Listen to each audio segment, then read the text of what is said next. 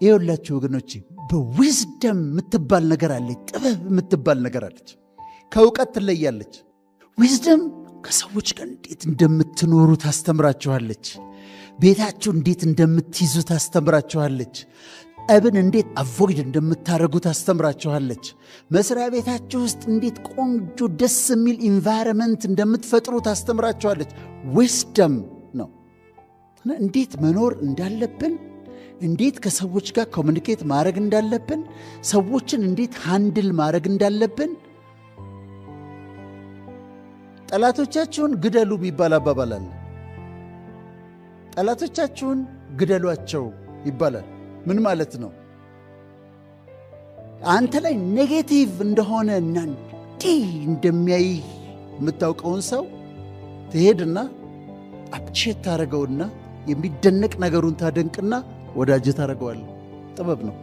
ለምን ስትታገል ትውላለህ? አንድ መስሪያ ቤት ነው የምትሰራው።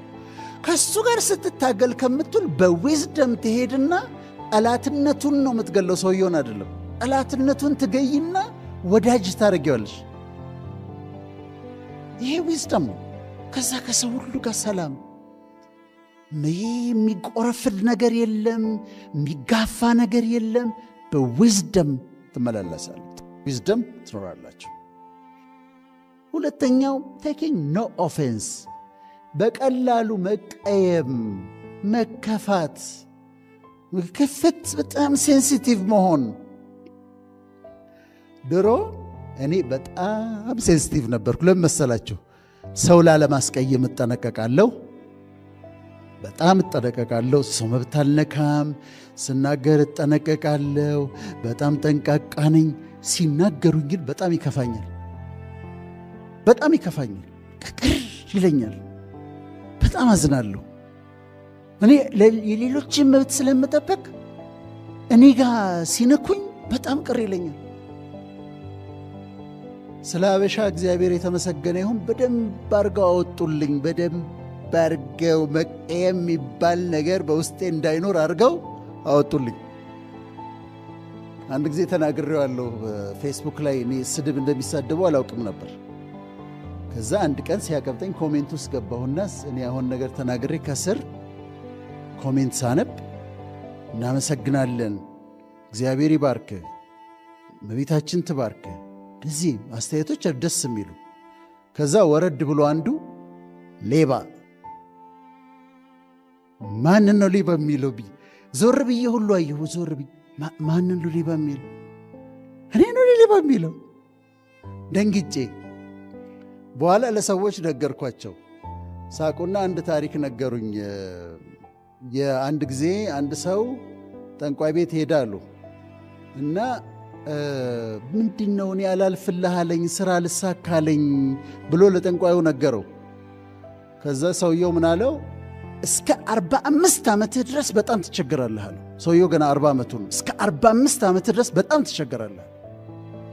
ከዛ ደስ አለው። 5 ዓመት ነው የቀረውና ከዛ አሳለው እስከ 45 ዓመት ድረስ በጣም ትቸገር። ከዛ አሳለው። ከዛማ ትለምደዋለህ።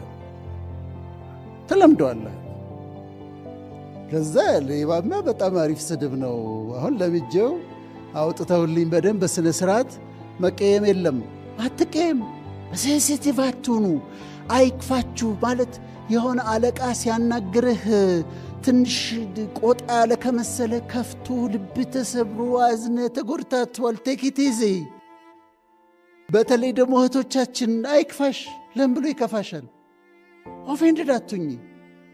ብዙ ሰው አይነት ሰዎች ጋር ነው የምትኖሩት። ሰዎች ፐርፌክት አይደሉም፣ ሊያሳዝኗችሁ ይችላሉ። ግን በፍጹም ኦፌንድድ አትሁኑ፣ በቀላሉ አትቀየሙ። ህይወታችሁ አሁን እኔ ምንም ሰው እዚህ ጋር ስወጣ ሰድቦኝ ብሄድ ስቄ ነው የምሄደው። ለምን አልቀየሙ? ትቻለሁ መቀየም። በቃ ቀጥሎ ያለው ኢንተሊጀንት። ቢ ኢንተሊጀንት። ይህን ደግሞ ልንገራችሁ፣ በደንብ አዳምጡ። ኢንቴሊጀንሲ 3 ሜጀር አይነት አሉ። አንደኛው ኮንቬንሽናል ኢንቴሊጀንሲ ነው።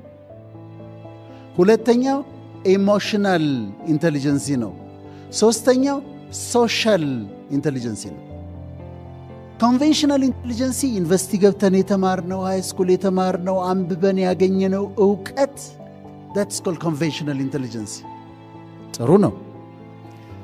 ሁለተኛ ግን ኢሞሽናል ኢንቴሊጀንስ ያለ ኢሞሽናል ኢንቴሊጀንስ ማለት ስሜቶቻችንን የማወቅና ስሜቶቻችንን ኔጅ የማረክ ችሎታ ኢሞሽናል ኢንቴሊጀንስ ይባላል። ሶሻል ኢንቴሊጀንስ ደግሞ ከሰዎች ጋር ኢንተራክት የማረጋችን ችሎታ ሶሻል ኢንቴሊጀንስ ይባላል። አሁን ምሳሌ ልስጣችሁ። ፕሮፌሰር ነው። ኮንቬንሽናል ኢንቴሊጀንስ በጣም ሃይ ነው። ያልተሸለመው ሽልማት የለም። ኮንቬንሽናል ኢንቴሊጀንስ በጣም ሃይ ነው። ሲናደድ ብርጭቆ አንስቶ ይወረውራል። ኢሞሽናል ኢንቴሊጀንስ ለሆነ በጣም ዝቅ ያለ ነው። ስሜቱን መግዛት አይችልም። ኢሞሽኑን ሃንድል ማድረግ አይችልም። ወይም ኮንቬንሽናል ኢንቴሊጀንስ በጣም 2 PhD ያለው ከአጎቱ ልጅ ጋር ከተነጋገረ 10 ዓመት ሆኖታል ተኮራርፎ። ሶሻል ኢንቴሊጀንስ ለሆነው። ስለዚህ ምንድነው መሆን ያለበት? ኮንቬንሽናል ኢንቴሊጀንሳችን ሃይ ይሁን፣ ኢሞሽናል ኢንቴሊጀንሳችን ተናዴ ምሁር ሆኖ ግን መስኮት ከፍቶ ከባለ ታክሲ ጋር የሚሰዳደብ ሰው እያላያችሁ ምን አንተ ምናምን ይባባል። ኢሞሽናል ኢንቴሊጀንስ ነው። ከእህቷ ጋር ከእናቷ እህት ጋር መነጋገር አትችልም፣ ምሁር ነች። ሶሻል ኢንቴሊጀንስ በጣም ሎ ነው። ኢንቴሊጀንት ከሆነን በሁሉም እንሆን። አንገርና ዴንጀር በአንድ ፊደል ነው የሚለያዩት ይባላል። አንገር ብላችሁ ጻፉ እስቲ። እሺ ከፊቱ ዲ ጨምሩበት። the letter D like in David ምን ይሆናል? ዴንጀር ነው። ስትናደድ ኢሞሽናል ኢንቴሊጀንሲ ኖሮ ሃንድል ማድረግ የማትችል ከሆነ ኢሚዲየትሊ ወደ ዴንጀር ይለወጣል። እስር ቤት ሂዱና 20 ዓመት የተፈረደባቸው 22 ዓመት የተፈረደባቸውን ሰዎች ጠይቋቸው። ለ5 ደቂቃ ስሜቱን መግዛት ቢችልና እጁን ከመሰንዘር ቢመለስ ኖሮ 20 ዓመት አይፈረድበትም ነበር። ግን ኢሞሽናል ኢንቴሊጀንስ ሎ ስለሆነ ተናደደ፣ ንዴቱን ለመወጣት መታት፣ ገደላት፣ 20 ዓመት ተፈረደበት። ስለዚህ ኢንቴሊጀንት ከሆናችሁ ኮንቬንሽናል ኢንቴሊጀንት ሁኑ። ዕውቀት ይኖራችሁ፣ ኢሞሽናል ኢንቴሊጀንስ ይኖራችሁ። ራሳችሁ ስሜቶቻችሁን አይደንቲፋይ አድርጓቸው። አሁን እየተናደድኩኝ ነው። ኦኬ I'm getting angry, I'm getting frustrated, I'm a little bit down, depressed ሆኛለሁ። ስለዚህ እንዴት ማኔጅ ላድርገው ብሎ ማለት ኢሞሽናል ኢንቴሊጀንስ ይባላል። ከወንድሜ ጋር፣ ከእናቴ ልጅ ጋር፣ ከጓደኛዬ ጋር፣ ከኮሊግስ ጋር፣ ከአብሮ ሰራተኞቼ ጋር ኢንተራክት ማድረግ መቻል ሶሻል ኢንቴሊጀንስ ነው። ኮንቬንሽናል ኢንቴሊጀንስ ደግሞ የተለያየ አይነት አለ። ማቴማቲካል ኢንቴሊጀንስ ያለ፣ ሊንግዊስቲክ ኢንቴሊጀንስ ያለ፣ ቦዲሊ ካይኔቲክ ኢንቴሊጀንስ ያለ፣ ስፓሻል ኢንቴሊጀንስ ያለ። ልጆቻችንን ማትስ ጎበዝ ካልሆንክ ብለን እንጨቀጭቃቸዋለን። የእነሱ ግን ችሎታቸው ሊንግዊስቲክ ኢንቴሊጀንስ ሊሆን ይችላል፣ ሚውዚካል ኢንቴሊጀንስ ሊሆን ይችላል፣ ቦዲሊ ካይኔቲክ። አሁን ቦዲ ካይኔቲክ ማለት የአትሌቶች የዳንሰርስ ምናምን ቦዲሊ ካይኔቲክ ኢንቴሊጀንስ ይባላል። ሊንግዊስቲክ ኢንቴሊጀንስ ልጄ ማትስ ጎበዝ ላትሆን ትችላለች፣ 5 ቋንቋ ግን መማር ትችላለች። ለምን? ሊንግዊስቲክ ኢንቴሊጀንስ ሃይ ነው። ማትስ ካልደፈንሽ ብዬ ግን አልቀጠቅጣትም።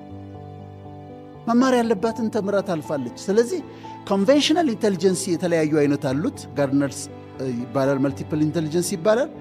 ከዛ ከኮንቬንሽናል ኢንቴሊጀንስ ደግሞ ኢሞሽናል ኢንቴሊጀንሲያችሁን አሳድጉ፣ ያለበለዚያ ይጎዳናል። ከዛ ሶሻል ኢንቴሊጀንሲያችሁ ኢንቴሊጀንሲ እንደሆነ ወቁና አሳድጉት። አራተኛው ዊሊንግነስ ቱ ለርን፣ ለመማር ፈቃደኛ መሆን። ኢትዮጵያ ውስጥ ከኖሩ ታላላቅ ሰዎች መካከል አንዱ ጳውሎስ ኞኞ ነው። ጳውሎስ ኞኞ ነው። ኢትዮጵያ ውስጥ ከኖሩ ምሁራን አንዱ ጳውሎስ ኞኞ ነው። ጳውሎስ ኞኞ ግን 4ኛ ክፍል ነው ትምህርት ያቆመው። 4ኛ ክፍል ነው ትምህርት ያቆመው። ግን ኢትዮጵያ ውስጥ ስኮላር እስከሚባሉ ሰዎች አንድ ጳውሎስ ኞኞ ነበር። እንዴት ሆነ?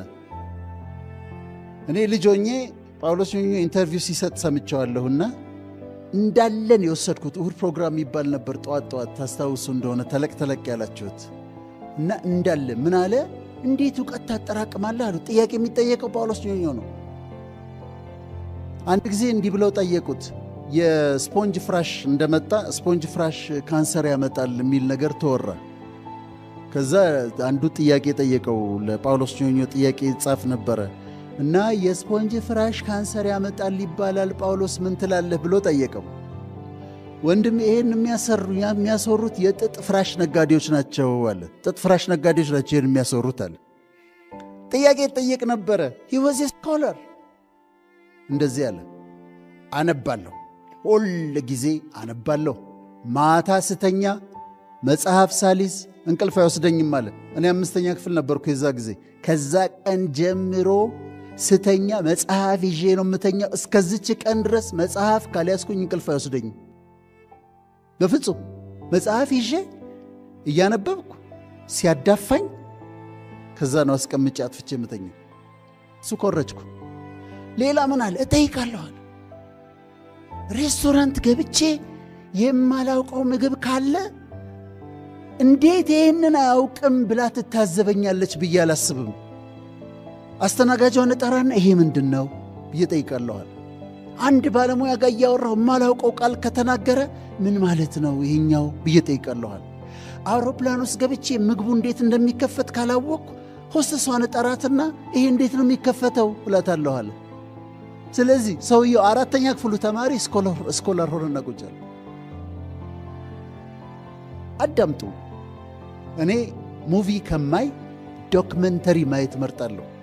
ዶክመንተሪዎች አያለሁ፣ መጽሐፍ አነባለሁ። ለእውቀት አዲክትድ ነኝ።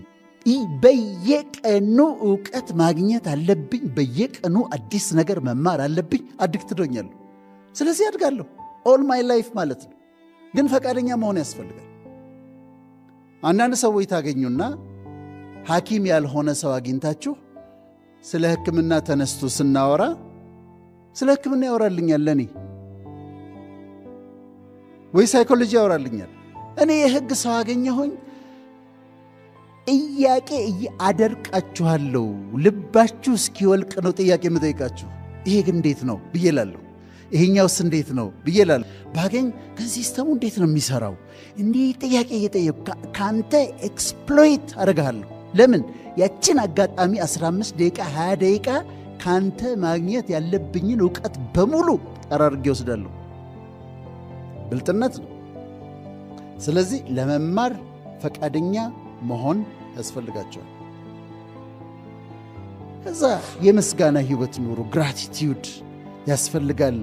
ዛሬ እዚህ ስትመጡ እኮ አንድ ጊዜ ምን ሆነ መሰላችሁ? አንድ መኪና ነበረችኝና አሁን ራዲያተር የሚባል የመኪና አካል ታውቃላችሁ አይደለም? ራዲያተሯ በጣም ይበላሽ ነበር።